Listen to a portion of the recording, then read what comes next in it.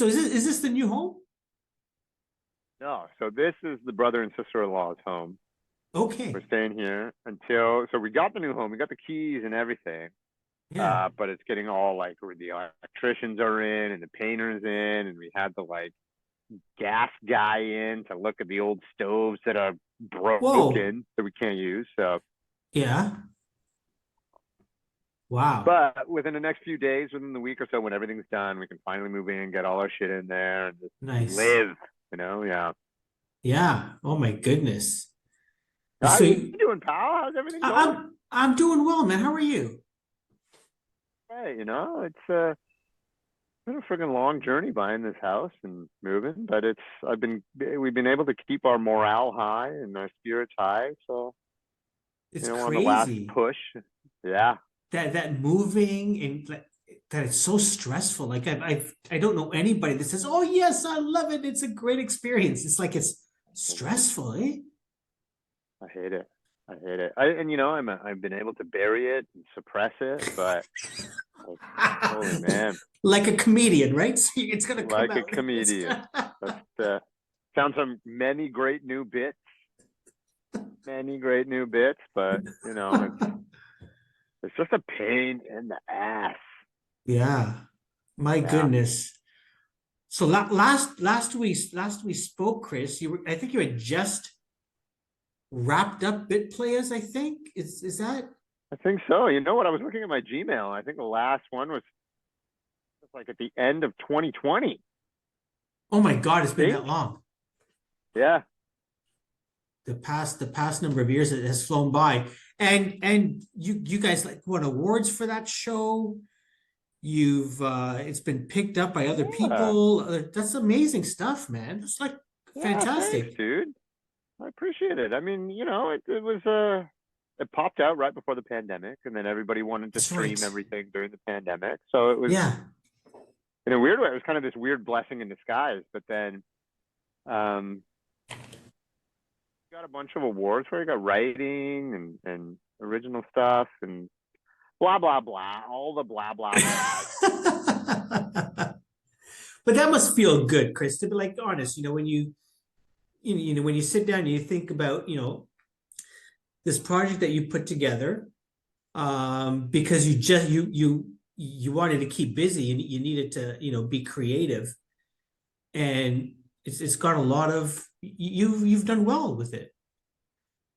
Thanks, man. I mean, I think so. It'd be, I think it's just cool to be like, I got to make a thing, and other people gave me their money so I could make my thing. You know what I mean? The Yes. great thing is, I can't remember if we were talking about this before, but I look back at it, and it also is very much a blessing that it was a web series because we could kind of just do what we wanted. You know what I mean? If it were Yes. anything else, I feel like we'd have the heavy hand of Yeah.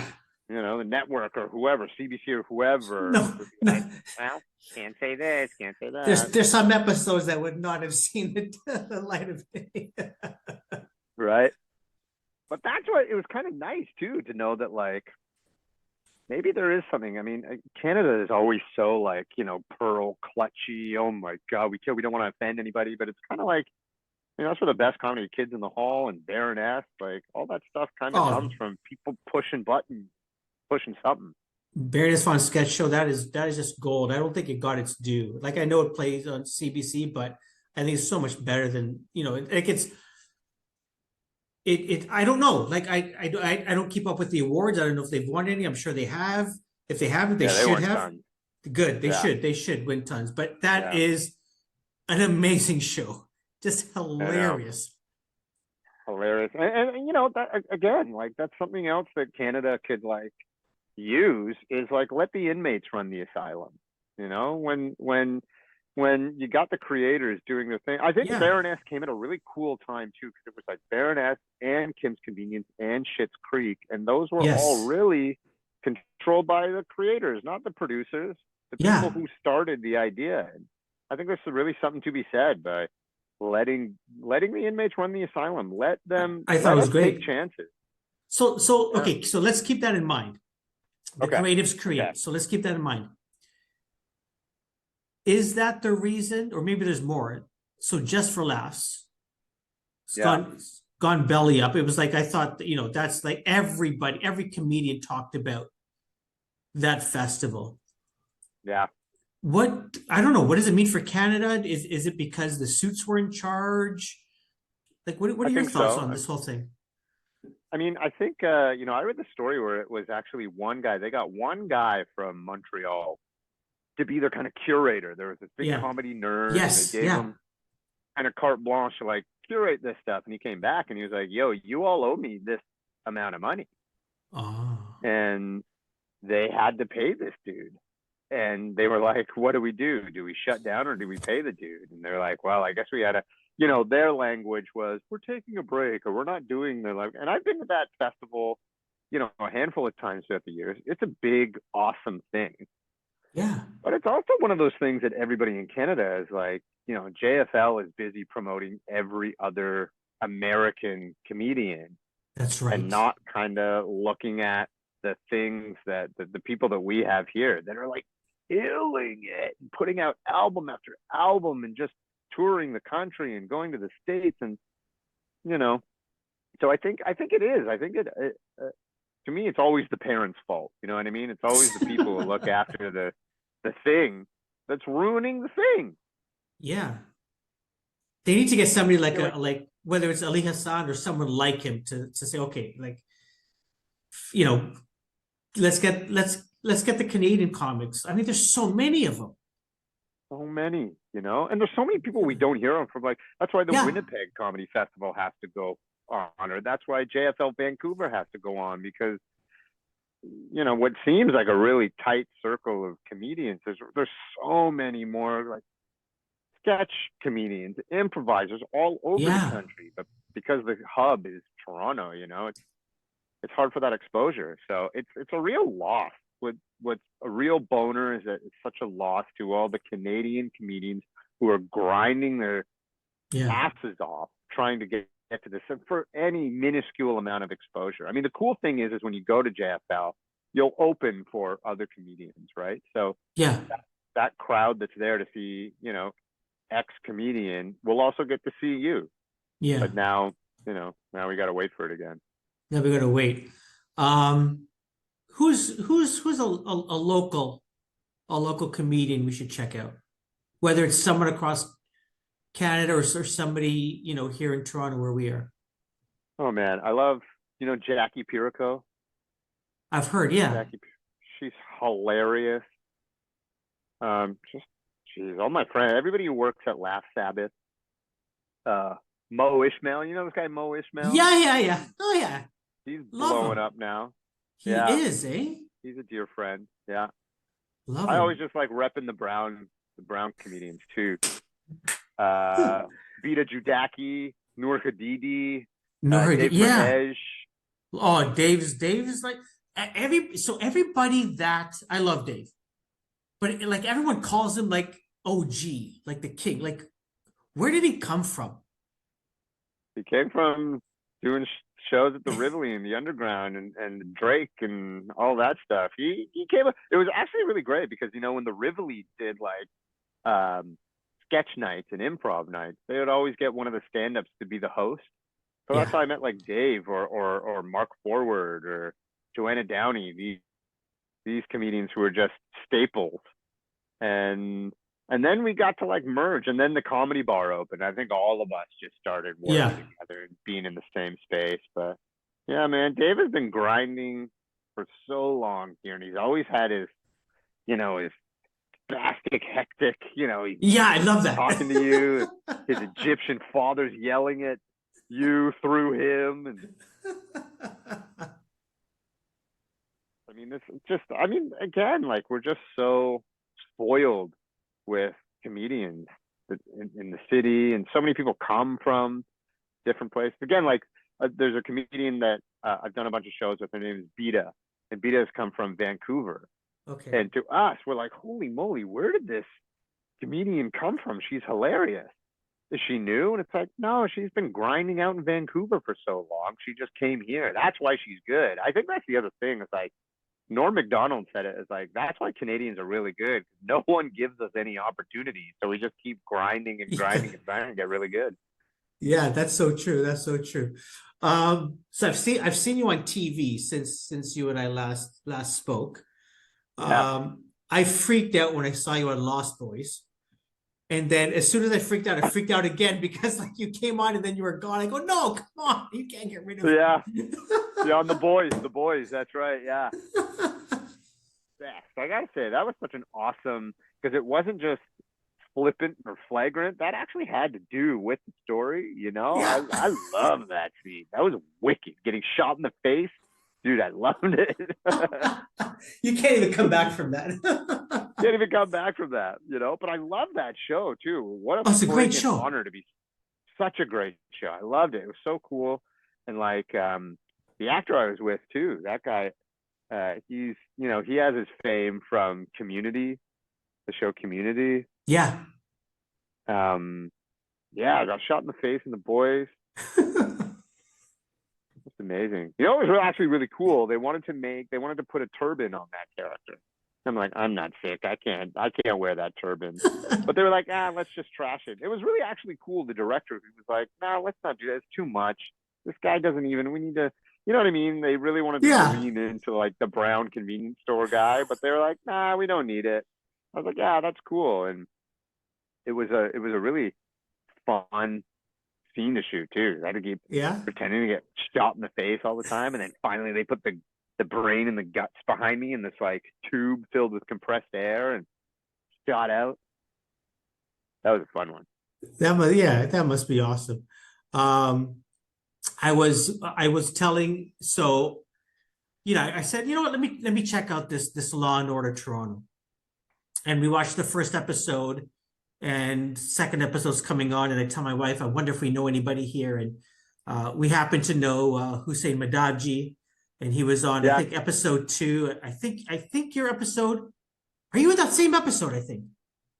Or I, are you I in think I was episode in episode 4. I think four? Yeah. I was in the Crack Mayor episode. The Crack Mayor, that's right. Yeah. And you're the newspaper editor. I'm the editor of Toronto Life, which is hilarious because I am not rich or white. So like, You're not putting avocado on your toast. That's you're right. That's right. but I Well, wanted how to ask, cool. yeah, there's so many go. Sorry, go ahead. Go ahead. No, no, I was just gonna say like how cool that we get our own Law and Order. Everyone is so buzzed on set because Yeah. it was like we get all these references and we get to friggin' poke. We get to do a Crack Mayor episode. That was Why not? hilarious. That was hilarious. But I wanted to ask you because all the episodes they have these Canadians on them, and I don't know if they're all Canadians, but like people that I've seen, I recognize that guy from that show years ago, or I recognize her from this show. Um, it was great to I forget her name, but she was on The Handmaid's Tale and Kim's Convenience. She was the Oh, pastor. Gene Yun? No, no, no. She's the pastor. Sorry, is Jean in Law and Order as well? I don't know. It wouldn't surprise me. She might be. She might be, but just to see all these Canadian actors, Yeah. um, like I don't know whether you guys have a Slack channel you guys all chat in, or you guys get together at the coffee shop, but like how is it to be able to participate in something a franchise like Law and Order? It's so it's not that it's like not just that it's a franchise like Law and Order, but that Toronto It's a gets its Toronto version, own yeah, Law and Order, and yeah, and I think it's one of those cool. I look back at the old Law and Order in New York, and you see all these actors who like had little bit player parts on that yes, show. Like Bryan Cranston or whoever was in that, and it feels really cool to have a show like this, have our own Law and Order, and that we get to cycle through all these actors who are in the city because it's just like a perfect show to expose that. Like not only, when I do a show like The Boys, that's an American production that's yeah, coming up here. They're using Canadian actors as little day player roles or whatever. But when it's your own city show, yeah. there's just something so cool about that. you know. And I'm luckily I didn't get killed, so hopefully they can write me back in, and hopefully, you know, fingers crossed they get more and more seasons. But Yeah. But I mean, that was it's just I look forward to watching it, to be very honest with you, just to see which Canadian actors, and so that I can I know, brag to right? my son, yeah, he's been on my podcast. The funny thing was too, in that first episode, the dude who died, his last name was Siddiqi. So they just kept saying Siddiqui throughout the whole episode. Siddiqui, Siddiqui, Siddiqui. And I was watching it, I was like, good. Well, I've never heard my name this much. Even with my Siddiqui family, no one ever says that name. Holy moly. That's amazing, man. Where did you hosted something in Winnipeg? Sketch Awards? What were you doing? Was it in Winnipeg? No, my wife and I, we were hosting like a one of the galas at the Winnipeg Comedy Festival. Okay. Nice. How was that? That was really fun. That was great. You know, it was great. You know, I like to hang out with the cool stand-up kids, because I then can consider myself cool stand-up because they're doing it, but I just don't do it as much as them. But it's cool, man, when so many of your friends are stand-up too, and you get to see them perform at these festivals and showcase them. I think that's the real awesome beauty about stand-up. It's like you don't have an improv troupe behind you. You don't have a sketch troupe behind you. You have just you and your material. And I absolutely love that. All my friends who do stand-up, I'm in such admiration, because they're such hard workers, man. And to see them do that, you know, what's funny too about the sketch comedy, or the Winnipeg stand-up festival or comedy festival, is that they give you a theme, and you have to now write jokes in, like, you know, 7 to 10 minute set in the theme of food or love or travel or whatever it is. And these folks just like go out, they grind for weeks, try and find and tighten their jokes. And I'm like, man, it's such an admirable thing.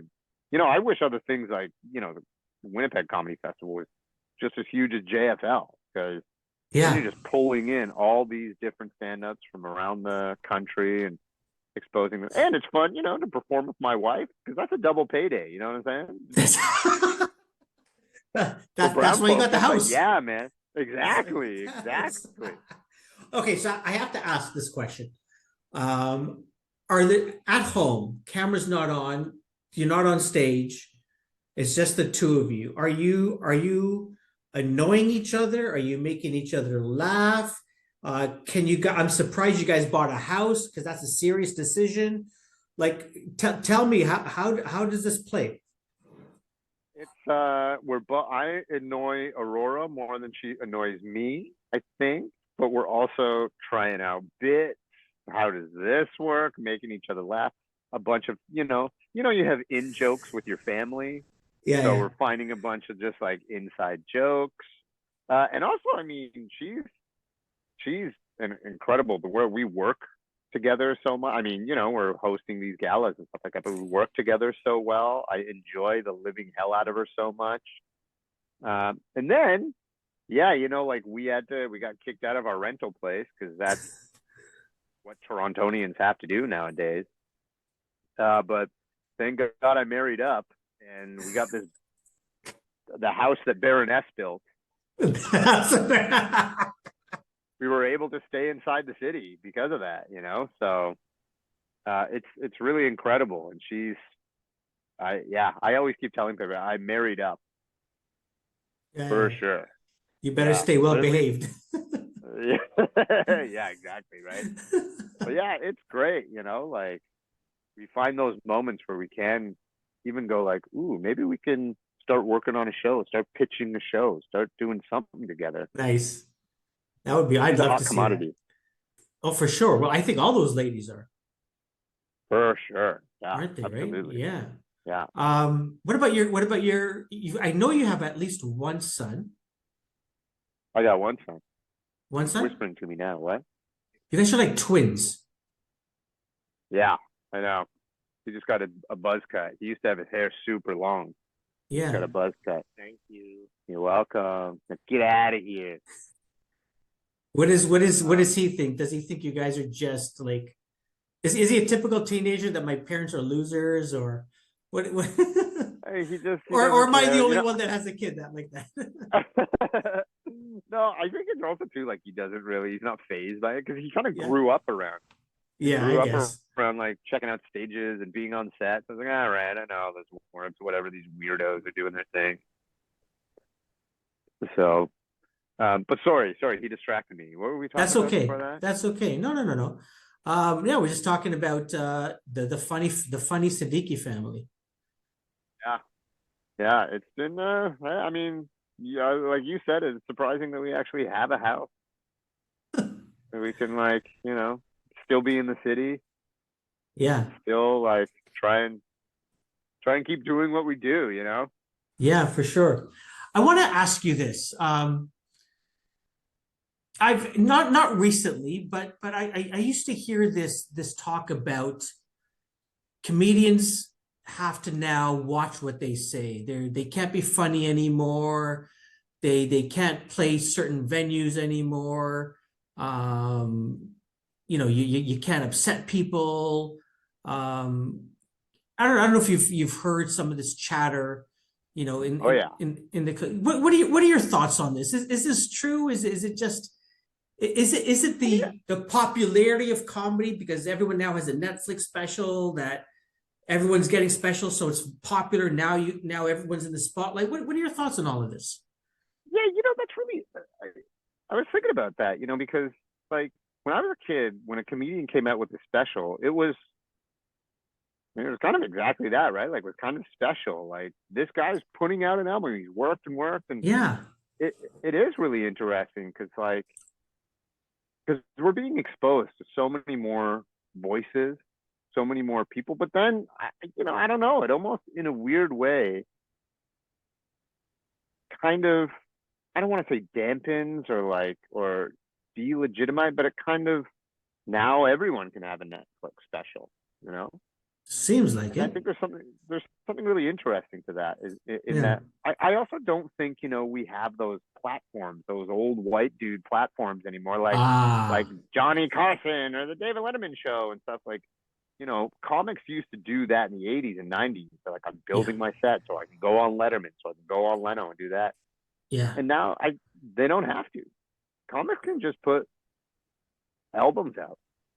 Anyone else's help. And I think there's something really cool to that too. But and it's also weird because it kind of, there's just so much to choose from. And it's kind of like Netflix. You really have to wade through a lot of stuff to find what there clicks is. with you. But I think that's also a good thing because again, you're just being exposed to more and more comedians. And I want to find comedians that have a voice like me or have a point of view like us. Like, Yeah. there was a time where I was like, okay, I'm gonna try and give every stand-up special on Netflix a chance. And I got into like 2 minutes of one, and I was like, oh god, I can't do this. It's hard. But also, that's how I found Ali Wong. I was like, okay, My let me try Ali God. Wong, and I Wow. just I put on her first one, and I just watched the whole thing because I was like, oh my god, a voice that, you haven't heard from like, an Asian female since like Margaret Cho, and that was like in the 90s, just after that too. So there's something really cool about that. And then on the other side, there's something where it's just like there's so much. I don't want to say it's quantity over quality, Sure. but it's a lot of quantity. There's tons of quantity right now, Yeah. and there's something really interesting about comedians navigating a new world that doesn't have these gatekeepers anymore. I think it's kind of cool. Yeah. Yeah. There is a lot more. But as Um, far into that, I was going to say too, to that point of like being careful and saying yeah. things. I Yeah. mean, I think that's just the temperature of the world, and Okay. I think what also happens is that we have generations that are kind of used to just saying things, and now you have other generations that are like, hey, you can't say that. And I think we're in a time now where everybody wants such quick overcompensation or such quick course correction. Oh, yeah. And then I think you have those, you know, I call it like a seeing dickheads that are kind of like, I'm just saying this because I can. I'm just saying it. Like another comedian I think is phenomenal, and she does everything right. Is Michelle Wolf. Michelle Wolf has like Yes.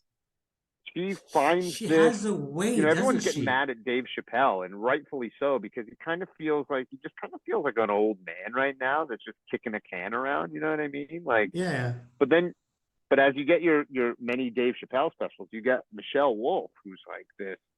I mean, she's been in the comedy orbit for a while now, but she's she's doing that really smart comedy where it's like, well, you can say things, just make it good. Don't say things because you can. Say things because you've formed it in a really interesting, awesome way that we can laugh at it and also go, oh. He's Yes. really good like that. Yeah. Right. Yeah. And that's always kind of been my thing too. Like, at Second City, we were just like, what's your perspective on it? What's your point of view? Don't just say it because you can. Like, put some oomph behind it, because not only then is it good, it's like smart as well, you Yeah. know? So it's That's weird. true. It's like this, like a bunch of people saying what they want and also having a lot of specials, and also, trying to wade through all that, and also finding these really good comedians who have their own specific voice. And so I think it's an awesome time. It's like we have this glut of comedians in comic shows that we've never had before. So it's just kind of cool to be in this moment, that for everyone to find their, where's my moral compass and where am I pointing at? But also going, there's so much out there now. When before it was like, Rodney Dangerfield and Yeah. George Carlin and you know, it was slim pickings before. Yeah, that's so true. So what are you up to these days, Kris? Where can people find you? Are we going to see you on the big screen, small screen? More What's going small on? screen stuff. You can, I'm on. I got the. Unfortunately, Titans was kicked off the air, but I got to be part of that live action Titan show. That was super fun. I have this new Netflix show that I've got. I play the Collector on I Woke Up a Vampire, and our season 2 is actually coming out in 2 days. So you get, what is it, 6 more episodes of that, 8 more episodes of I Woke Up a Vampire. I'm always on Because News on CBC Radio. You can hear me on that. I was in that really awesome new Apple Plus series with Lakeith Stanfield, The Changeling. That was amazing to do. Yeah, but just looking, bit players are trying to push into front of everybody's face again and get that front and center, because we came out in this little dip where everybody was watching it. So now I have to live in the world of TikTok and Instagram Reels. I'm like, okay, let me pull some stuff from bit players and see if that can Yeah. live online. And they're all fun, great little fun bits. So trying to push that, but still grinding, bro. Still trying to grind. How's the podcast life? You're winning awards, you're coming into MySpace now. Like, what's going on? No. I wouldn't encroach on that, Kareem. Come on. That was even that was actually a little pandemic project too. We were playing, my friends and I, we went super nerdy and we started playing Dungeons and Dragons. And then one of my dear friends, Jay McCarroll, who's like a film composer, he was like, I got all this equipment. Let's record this. So we recorded it. He made music to it, and I edited everything down, and I put sound effects to it. So now we have this nerdy Dungeons and Dragons like radio play podcast that we put out. That's all done. We won a bunch of awards for that as well, and that was great. But no, I can't do what you do, my friend. I'm just kidding, man. It's all art. You know what you do. It's all art, right? Yeah, thank you. At least It does someone says it. that. It does it doesn't matter where it is, TikTok or Spotify or on Netflix.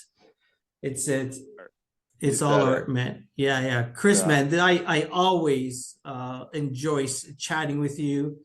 Oh, you too, Um, brother. So great to see you after all this time. yeah, absolutely. Listen, if people want to follow you on the TikToks and the Instagrams, where can they find you? They can find me on only the Instagrams, because I'm taking care of my mental health to get everything else out of my face. So just Instagrams at The Siddiqs. Don't follow Siddiqs. That's my sister. She's getting too many people tagging her in my post. The Siddiqs. The TheSiddiqs. All right. At the Siddiqs on Instagram, Kris Siddiqi, one of the funniest people in Toronto and Canada, has been my guest. Kris, always a pleasure chatting, man. Always a pleasure, brother. Thank you for having me. Take care of yourself. We'll chat again soon, okay? You too, buddy. Great to see you. Bye.